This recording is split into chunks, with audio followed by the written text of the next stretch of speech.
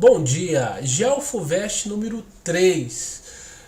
Nesse terceiro vídeo nós vamos analisar essa palavra contemporâneo.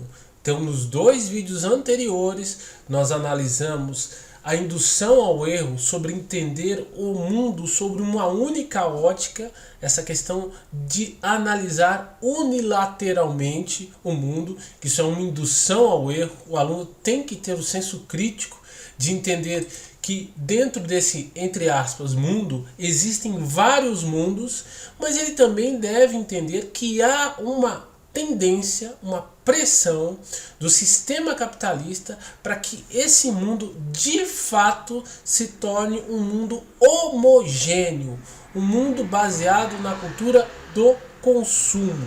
Então essa tendência existe, ela é real e é um movimento que se faz hoje.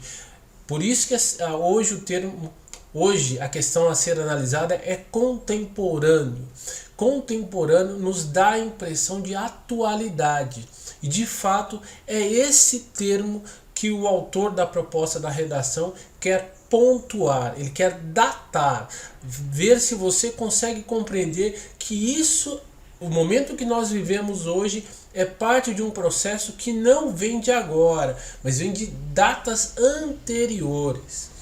Então nós podemos começar a nossa análise lá da Idade Média, ainda tendo como base de análise aquele tripé que nós vimos na aula anterior. Qual que é o tripé?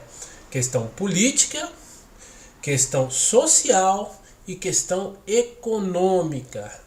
Então, na Idade Média, na época dos reis, havia uma distorção, um desequilíbrio entre esse tripé. E esse desequilíbrio tendia ao favorecimento do Estado. O Estado encarnado na figura do rei. A famosa frase, o Estado sou eu. Então, nesse período, o Estado, o rei, tinha uma predominância sobre as questões econômicas e sobre as questões sociais. O que ele entendia como visão de mundo era transfigurado em lei e regia todo o comportamento da sociedade. Na transição, por conta das pressões que se foram postas nesse período onde os reis dominavam, houve uma transição e uma descaracterização, uma impessoalidade que foi transferida da figura do rei para a figura do Estado. Então esse é o período chamado modernidade. Na modernidade se despersonaliza o Estado passa a ser uma entidade sem face, mas ainda tendo uma autoridade não mais como era antes. Há a ascensão da individualidade, as pessoas têm mais liberdade de se expressar, as antigas amarras relacionadas ao local e as linhas de nascimento, elas são quebradas. Então as pessoas podem se deslocar, as pessoas podem se misturar socialmente, as pessoas podem migrar a uma liberdade gradativa, o que dá uma nova força ao que nós chamamos hoje de sociedade. O social ganha força. Mas nessa ascensão também tem uma ascensão da questão econômica. Sempre lembrando que a burguesia, que fazia parte desse tripé, mais relacionada à questão social, ela tem um impulso gigantesco na área econômica. É aí que a burguesia começa a colocar lenha na fogueira para que o capitalismo tenha uma ascensão e ele seja o principal exponente do setor econômico. Então havia outras formas de comercialização? Obviamente que sim. Mas o capitalismo ele passa a tomar corpo e envolve toda a parte econômica. Então hoje, quando nós falamos em economia, é quase sinônimo de capitalismo. Então isso é uma coisa consolidada hoje. Só que da mesma forma, e nós já sabemos que a história é um pêndulo, ela está sempre em movimento. Nessa época da era contemporânea, a questão econômica foi gradativamente tomando contornos de predominância e produzindo desequilíbrios nas outras duas áreas.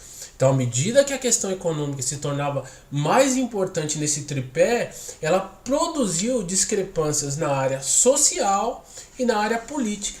E isso que redundou em duas grandes guerras mundiais, né? A gente lembra lá a questão das colônias, né? Você vai lembrar tudo de história, tudo de sociologia, tudo de filosofia, né? Os nacionalismos, os radicalismos, né? Que estavam todos calcados o quê? Na importância da parte econômica. Então nós temos duas guerras mundiais, ideologias muito fortes que sempre visavam o quê? Crescimento econômico. E até hoje essa discrepância ela está em voga, né? Ela ainda cresce. Alguns já avisam ou já nos alertam que nós não estamos mais na modernidade, e sim na pós-modernidade. E nessa pós-modernidade, a discrepância entre esse tripé, questão política, questão econômica e questão social, ela tende a crescer e dar mais visibilidade, mais preponderância à questão econômica. Então hoje o capitalismo ele ganha contorno sim de questão política. Então nós assistimos aí cada vez mais as corporações tendo influência na política, na formulação de políticas em relação ao emprego, na formulação de políticas ambientais, na formulação de configurações de Estado, na medida em que os estados ganharam autonomia e fornecem de forma autônoma isenções de impostos em separado para essas corporações. Então, para quem não entendeu o que eu estou falando ainda, eu estou falando de guerra fiscal. No Brasil, a guerra fiscal produz danos sociais muito grandes, porque a nova legislação permitiu que os estados tivessem autonomia para dar isenção de impostos às grandes corporações. Então Bahia pode, o governador ou a assembleia desse estado votar e permitir uma isenção de imposto maior do que São Paulo ou maior do que Minas Gerais. E antes dessa prerrogativa era só do Estado nacional, ou seja, do governo federal, e hoje não, essa prerrogativa não só é de estados, mas de municípios também. Os municípios têm autonomia para propor acordos unilaterais com as corporações. Então as corporações têm influência sim na parte política. Elas têm lobbies, como nos Estados Unidos, em que elas literalmente compram partidos para que partidos façam leis que favoreçam as suas atividades econômicas. Então ela tem predominância na área política. Na área social também, porque nós estamos gradativamente migrando de uma maneira até mais radical para interpretarmos a sociedade única e exclusivamente através do dinheiro. Então os valores sociais hoje, eles tendem a ser resumidos: quem tem dinheiro, quem não tem dinheiro, quem é famoso, quem não é famoso. O dinheiro é a medida de todas as coisas na sociedade contemporânea, né? A sociedade pós-moderna, como alguns querem dizer. E tudo isso vem da onde? Da questão econômica. Então, quando ele fala o mundo contemporâneo, é esse mundo em transição. Um mundo onde o capitalismo predominante nesse tripé, através da vertente econômica, influencia a política, influencia a sociedade e coloca a questão econômica como a fundamental em todas as áreas. Nós vimos aí a questão da pandemia e vimos como as nações, no geral, estavam preocupadas com os impactos econômicos. Os impactos sociais e os impactos políticos eram vistos de maneira secundária. Então essa é uma característica do mundo contemporâneo.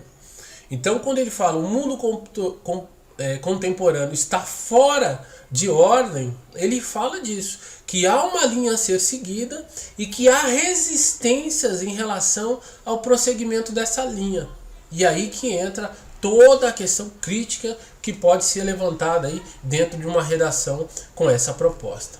Ok? Ficamos por aqui no GeoFuVest número 3 e eu vou fazer o número 4. Não esqueça de dar o like e até o próximo vídeo.